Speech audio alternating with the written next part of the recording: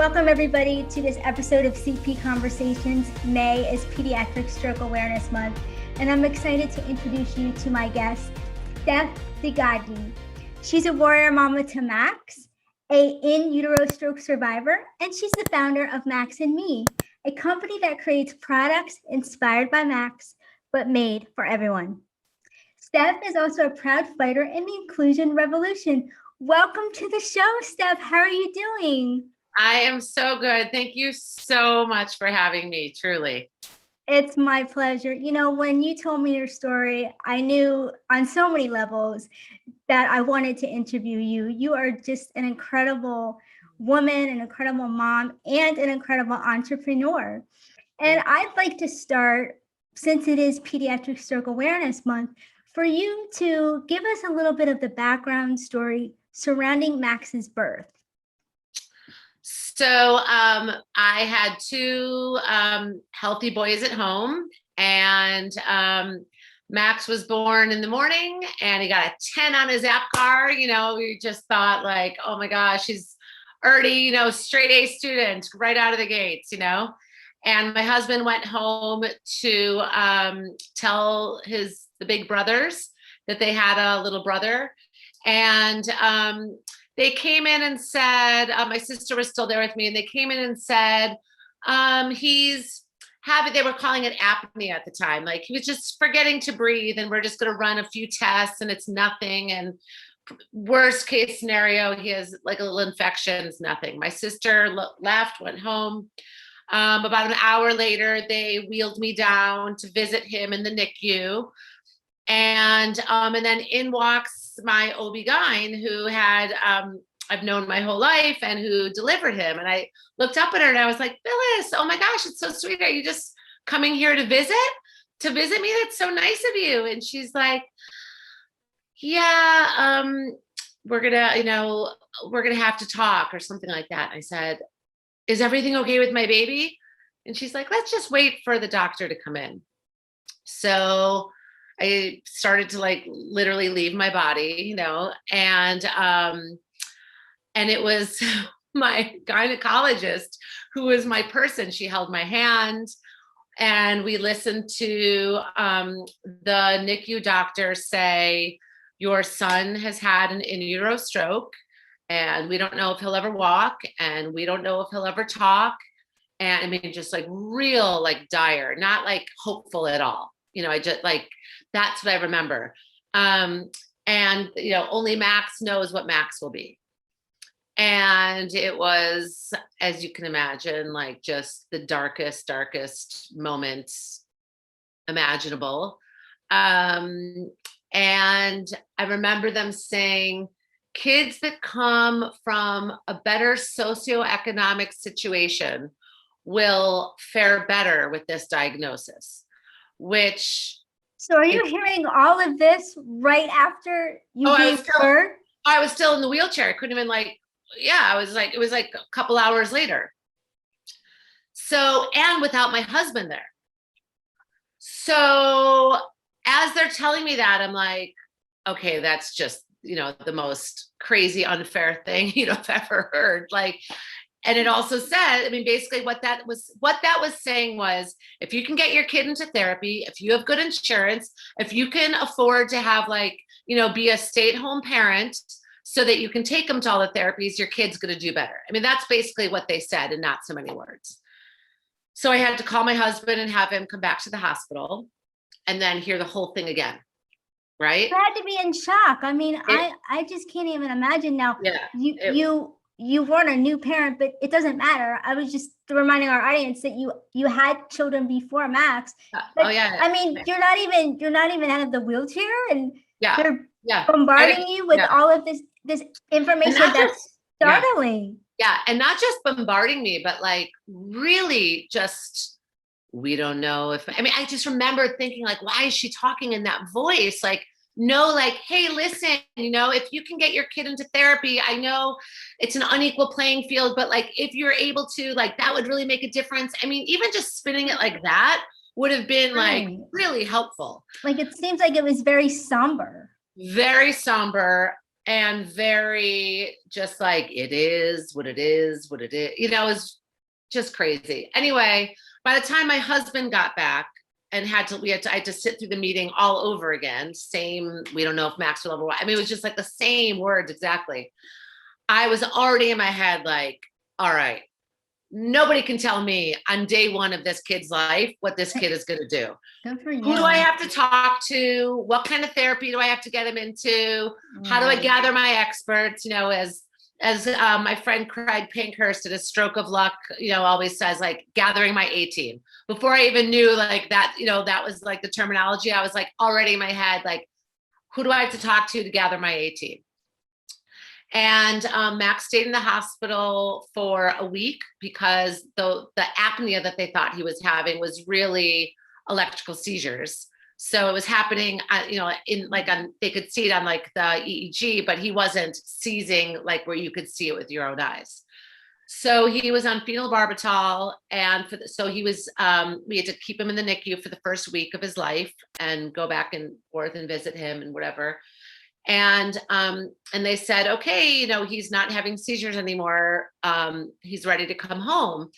And I remember asking them, you know, barring any milestones that he may or may not hit on time, am I otherwise taking home a healthy baby?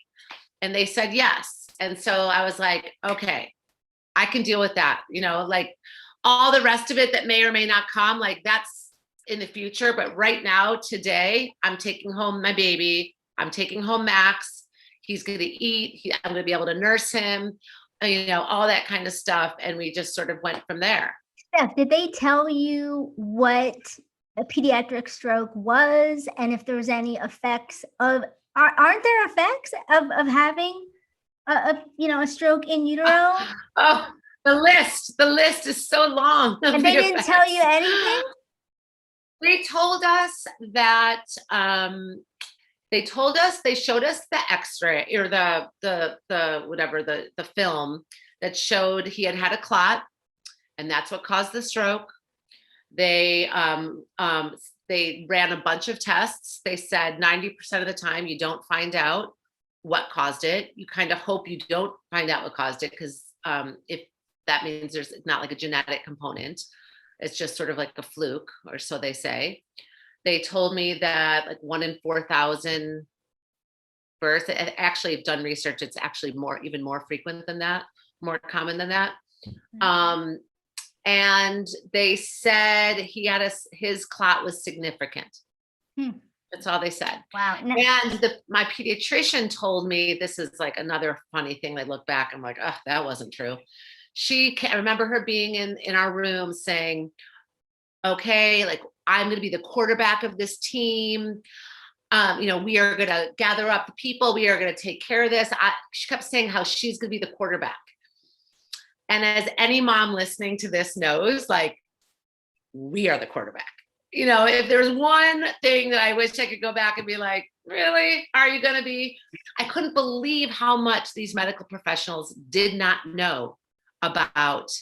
Like, I would go to doctor's appointments. So Max, because of the stroke on his left side, he's right-sided hemiplegia. So weakness on his right side. I think it's technically called hemiparesis, but they call it hemiplegia. So I cannot tell you how many doctor's appointments I went to where they're like, oh, well, can he do this with his right hand? Or is he right-handed?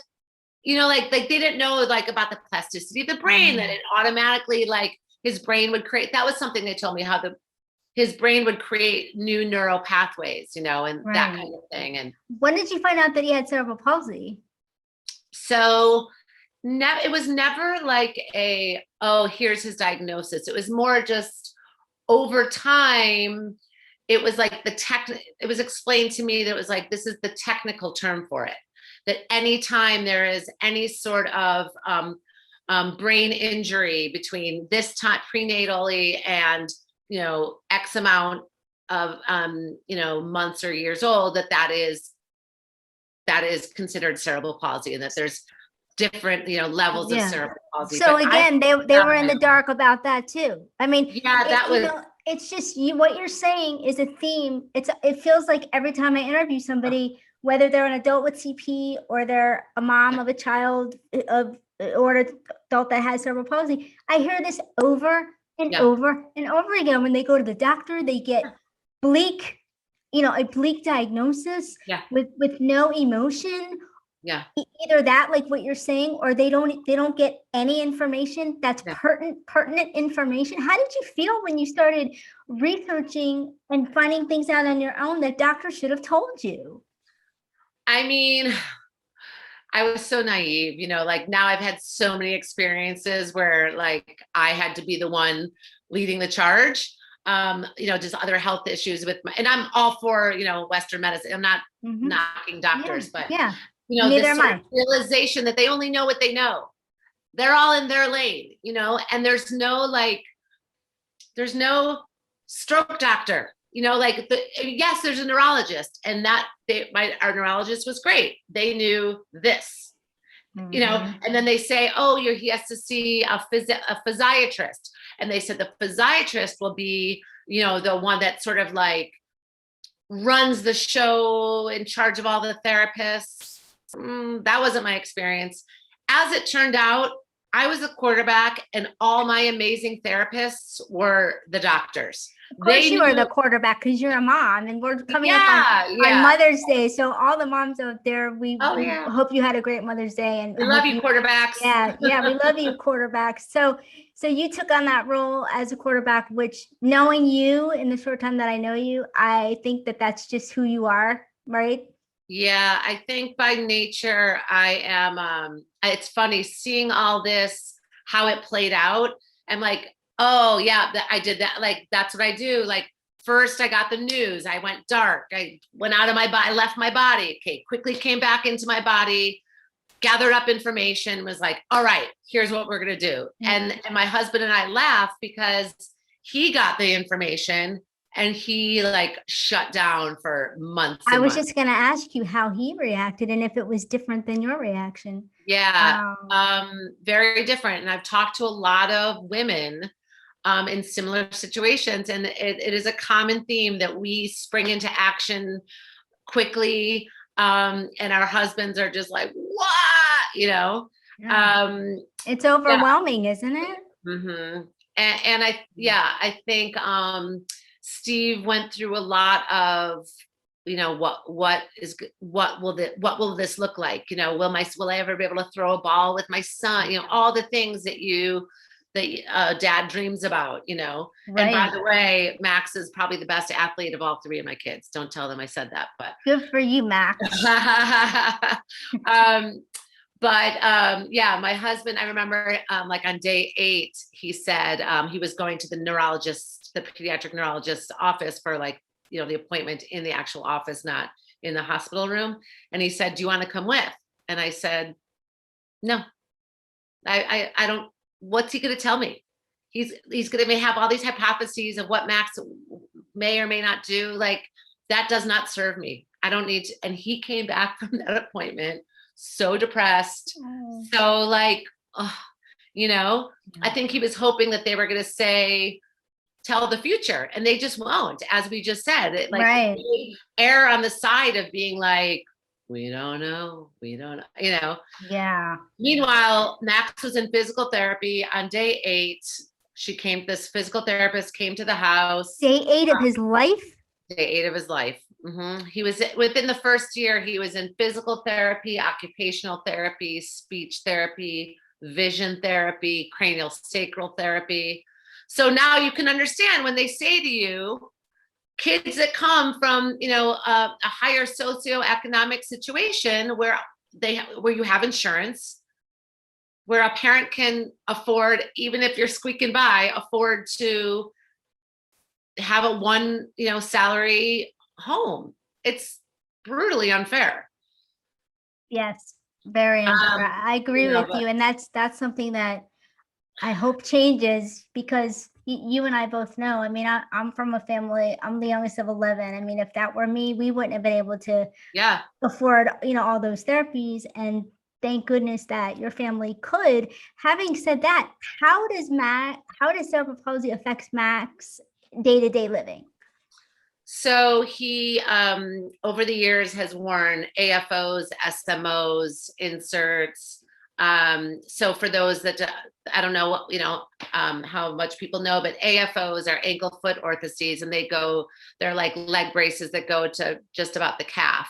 SMOs go just above the ankle. And then he has, so right now, currently he wears an AFO on his right leg and just a hard like insert in his left shoe. But How old is he now, Steph? He's in 6th grade. He's 12.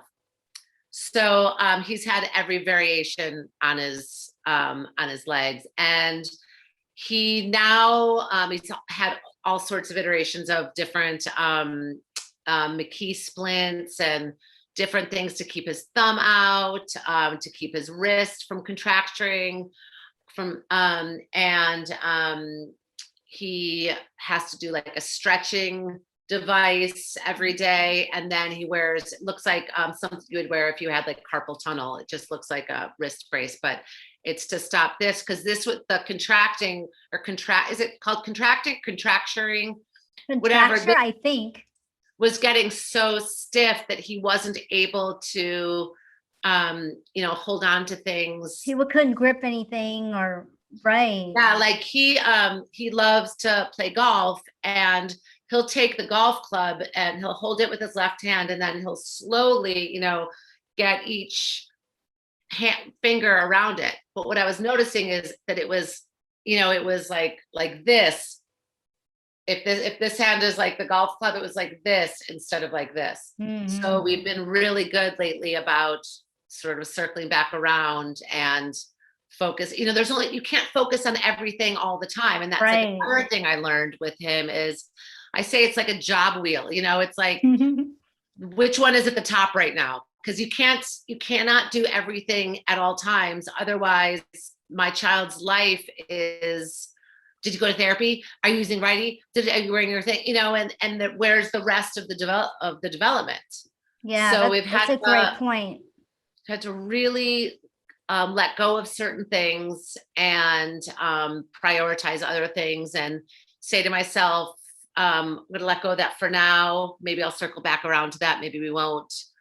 But it's hard as a parent, feeling like you have sort of like the trajectory of your kid's life, like in your hands, like, the thoughts of like, oh, if I don't force him to use his right hand, like, he might at 24 years old say, why didn't you make me right? And if I only focus on use righty, use righty, is he going to resent me when he's 24? Because or if he feels like it's too much, or if he feels like, well, all of this is too much. I mean, there's so much that can go into that. And the fact that you're aware of all that, that's one of the things I love about you.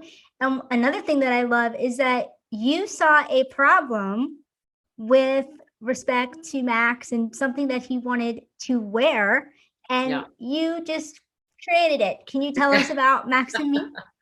So for years and years, I would I just remember trying to get the kid dressed, and trying to get those shoes on over the AFOs, and trying to get his winter gloves on, and just like dripping sweat, and like, I don't know if it was like tears or sweat, but like I was all a mess,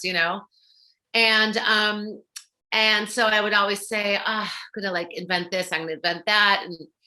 And he loved to play basketball, and he wanted to wear like, the colorful patterned basketball socks like his brothers and his friends wore. And so I would buy extra large men's basketball socks, put them on inside out, and then pull them up and over like how you would, a soccer, like shin guards for soccer players.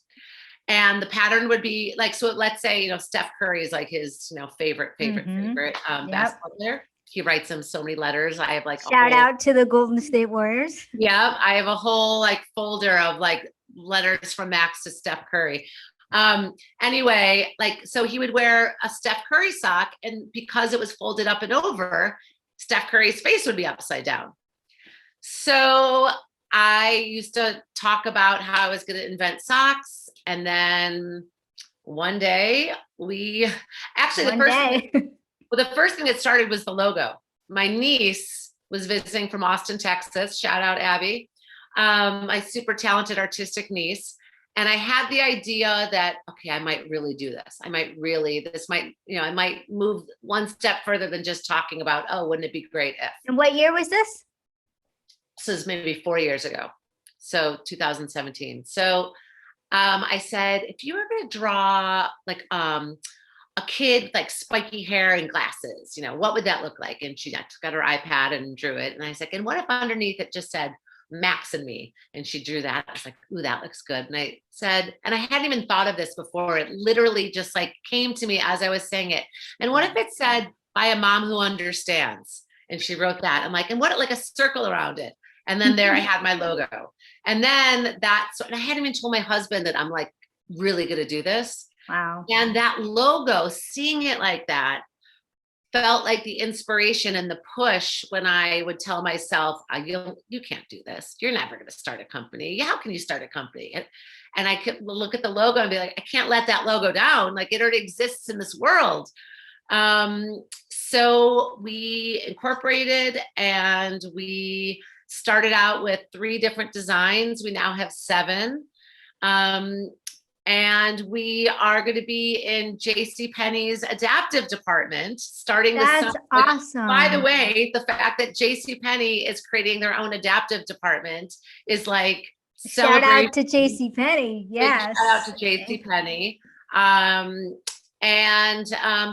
So starting July 1st, we're going to be on their website. They are doing adaptive apparel and bringing in some independent accessories, and Max and Me socks are.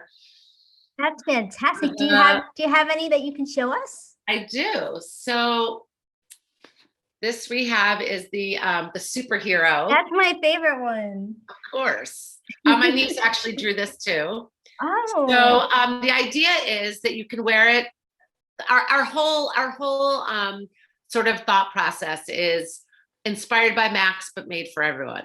To me, adaptive wear and the inclusion revolution means they're products that can be used by everyone, not just for people with disabilities. Yes. It's cool enough that everybody wants to wear them. Right. And in fact, I think it is over 50% of people who buy from you, they are not in the disability community, Correct. right? Correct. So wearing it straight up and down, it would be like a knee high. Mm-hmm. And then if you are wearing an AFO, so like Max on his left foot wears it straight up and down, and on his right foot, there she is. So she's printed, our superhero girl is printed upside down on the inside. So when you fold it over, she's right side up. That's a brilliant concept. The whole thing. Thank you. It really is. So we have her, we have peace. Love that. And we have it without the peace sign, just pink camo. Camo is very big right now too. Yes. We've got our finger on the pulse of what's in, Nicole. That's right. You do. We have blue camo. We have basketball player. There you go. We have just plain rainbow. Beautiful. So I'm hoping to make a big push for Pride weekend is middle of June in Chicago. So and you're near Chicago, right? Yep, we are in. So we're about 25 minutes with no traffic, 25 minutes from the city. Yeah. And this is our soccer player. Cool. Those are so great. And before I forget, I know that you wanted to talk about disability identification and why you prefer using the term extra needs instead of special needs. Can you tell us about that? Yeah. So look, I am all for everyone using the words that are comfortable for them. So I'm not offended when people talk about my kid with special needs. It just never felt like the right word to describe Max. I feel like I have 3 kids. All my kids are special. I have 3 kids. They all have needs. All of their needs are special. So something about singling out Max as having special needs just never felt right to me. And so I say extra needs. I have a kid with extra needs. And to me, that is empowering, but it's also acknowledging. And I think both those things are important. So whenever I post anything on my social media, either on Instagram, Max and Me Gear, or Facebook, Max and Me. I always have hashtag extra needs, not special needs. Maybe one day that, we're always sort of changing our vernacular, right? Yeah, it's true. And you're putting it out there. Yeah, you're putting it out there. And for the people who they identify with that, they can use it, right? I love that. And so tell us where people can find the socks and also where part of the proceeds go. Okay, thank you. I always forget to say the website. So thank you for reminding me. maxandmegear.com is our website. And if you're interested in meeting Max, there's a cute little video sort of explaining how we got here and all about Max. And then, we believe in giving back and having, as we say, socks with a purpose. And we have found the most amazing charitable partner called WAWOS, WAWOS. And it stands for We're All Working on Something. And Jackie, the mom, is just the most amazing partner. And, just to find an organization called that, which, that's what I've been saying to Max and my kids their whole lives. Everybody's got something. We are all working on something. I say to Max all the time, you just happen to know what some of yours are right now. This isn't going to be the end of the things that you have to work on. And no one's exempt from having hurdles to jump over. That's right. But WAWOS, it started because Sophia, Jackie's daughter, has cerebral palsy and uses a walker. And Jackie makes walker capes for her. And once she started, once she went to the park with this walker cape on her walker, people started engaging with her, and it was a conversation starter. I think oftentimes people don't know what to say, so they say nothing. And then the person is sort of isolated because no one's approaching them. And this was just such a good bridge for communication. And they've made over 2,000 walker capes. They go into organizations as team building activities, and they make walker capes to send to people. That's great. And they also do something called WAWOS Wishes, where they fund nonprofits all over the country that are doing work in the extra needs community. Yeah. Wow. And they're just. And you're giving part of the proceeds. And we give $1 from every pair to WAWOS. I just love everything about your story. The fact that first of all, you just said, "Hey, wait a minute, nobody knows my son better than me." First of all, let him grow into the person who he's going to become. I mean, he's just born and they're telling you all these things, and you could have went one way, which is easy and understandable to do. Yeah. But you said, no, I'm gonna go my own path. And then you saw that there was a need for something, and you just created it. And now look at everything that's happening. And before we go, I would like to know, do you have advice for any other parents out there who might have an idea for a business just in general? And if you have any advice for them dealing with a child with extra needs? Yeah. I think as far as parents with kids with extra needs, I would say own your story. I think that, and help your kids to own their story. That I always feel like there is shame and silence. And I think that from an early age, I encouraged Max, when people would ask oh, what are you wearing on your leg? What are you wearing on your hand? All those kinds of things. I would look at Max and say, do you want to tell them? I just think it's important. I like that. Yeah, I think it's important for them to know that there is nothing wrong with any. Thank you. Yeah, I mean it. I believe that. So I think you started to ask me earlier, what was it like in those early days? And I just remember being in the waiting room at Pathways where Max did therapy. And I was so buoyed by all the conversations I was having with the other parents.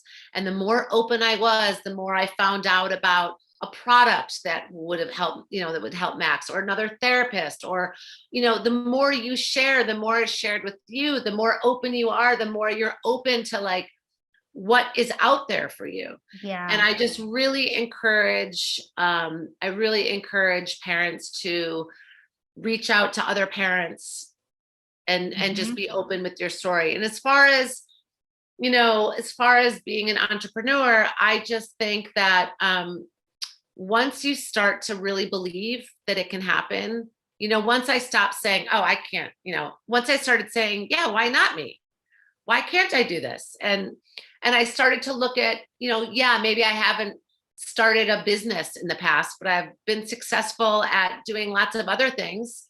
I was successful getting Max into the school that he now goes to. I was successful in finding an A team from, there. So like, maybe success in your past looks different, but if you look, there is proof that you've set out to do something and done it. That's right. And it's the same fire. Same process. It's the same desire. Exactly. I had so much fun talking to you today. I want to thank you for being my guest. And I want to remind everybody that we will have the information in the show notes for where to visit your website. And if they want to contact you on social media, I think the platform that you enjoy the most is Instagram, and you'll let me know, and I'll put that in the show notes as well. And I want to also remind everyone to keep a lookout for the JCPenney's new adaptive department starting on July 1st. You'll see, will they see Max and me in just your area, or where? Is it in stores, or is it in like a catalog, or how is that working? So it'll be online, but it'll be throughout, again, because it's the inclusion revolution. The socks will be in the adaptive department, but also in the socks department. So like throughout the website. So they're not just sort of relegating the adaptive stuff to over here. So I think JCPenney is going to do a really good job of really including Great. Yeah, in the way that you and I would hope that they would. Yeah, well, it's been a pleasure to talk to you today. And I thank you for joining me, and anyone out there who's listening. If you have an idea, just go for it, because Steph is an example of that. And she's also just a rock star mom, and she's just great. And if you guys want to know about our cerebral palsy conference that's coming up on October 1st and 2nd, just go to our website. It's going to be coming across your screen. And if you would please subscribe to the channel, we would love it. I would love to hear your comments, and, just let me know what you think of the show. So Steph, thanks for coming on. Thank you for having me. I will see you and talk to you soon. You will. Bye.